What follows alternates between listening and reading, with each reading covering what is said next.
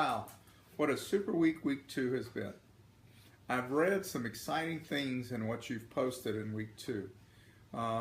Things about doing assessments. I'm going to tell you that one of the things that becomes critical is to have a physical examination in addition to your assessment.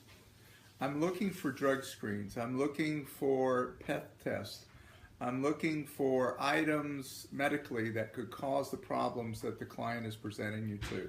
Second element is that when you refer the client to a physician, the primary care physician, to provide said services, you're going to need them to be familiar enough with the patient to write the scripts rather than bogged down in several visits as they do the initial wellness physical, as they check things out before they ever write. So to have that referring professional on the same team with you, I would tell you, start with the physical therapy, the physical evaluation, the medical, and then move to the psychological or to the counseling.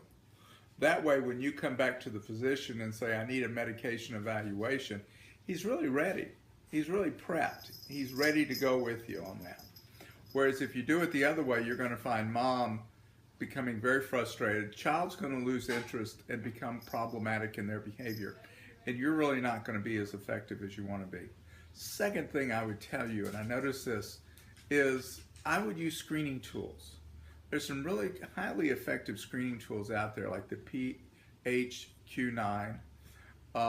There's one called SCARED, which is an anxiety and depression inventory for children. SCARED. There's the Edinburgh Depression Inventory for moms who are pregnant. If your client comes in and it's an adult female and she's with child, I would do the Edinburgh to see where she scores. So there's a variety of tools out there that you need to use. Alcohol and drug abuse, I'm going to use the Michigan alcohol test. I'm going to see how they score on that. What are their outcomes? The reason being is if you don't do that, you're going to find in your factual efforts to gather data, you're going to find clients really kind of getting into an argument with you. And you want to be able to turn that argument back to them and says, but it's your score. This is what you said. Not what I said, but what you said. And I'm basing my opinion off of the information you're providing me. Well, that's more difficult for a client to be able to go with you on than for you to have an opinion. If that's your opinion, then pull out your sheets to do such an evaluation. You need to build a very deep file of different types of screening tools. I can honestly tell you that most of us, when we go look for them, are just on the web. We're out seeking who's got what, where. You're going to spend much time on the web downloading these and finding them.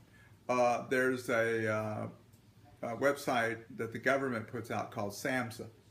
I would tell you that's a great one to start with, but it's not the only one I would start with. You need to make sure anything beyond screening tools, you need to make sure that your licensing laws in your state allow you as a licensed mental health worker to do those. Some states prohibit it, some states allow it. South Carolina, where I'm at, allows it. Georgia, where is 5 miles down the road from me, to be quite honest with you, doesn't allow it. So if I practice in Georgia only, then I'm much more restricted in what I can and cannot do than I am if I'm in South Carolina. Okay, Texas the same way. I used to watch people that lived in Shreveport and they would drive across the state border to Louisiana to work, and they'd have the same matter, or they'd drive up to Arkansas and they'd have a 3-state. And what you end up seeing is a lot of therapists end up getting licensed in a variety of states just so they can kind of move between the parties. But you need to have those screening tools, and you need to make sure your scope of practice allows you to do certain things. Okay? Excellent work. Keep up the great job. I'll see y'all at the teleconference on Tuesday night at 8 o'clock. Thanks. Bye-bye.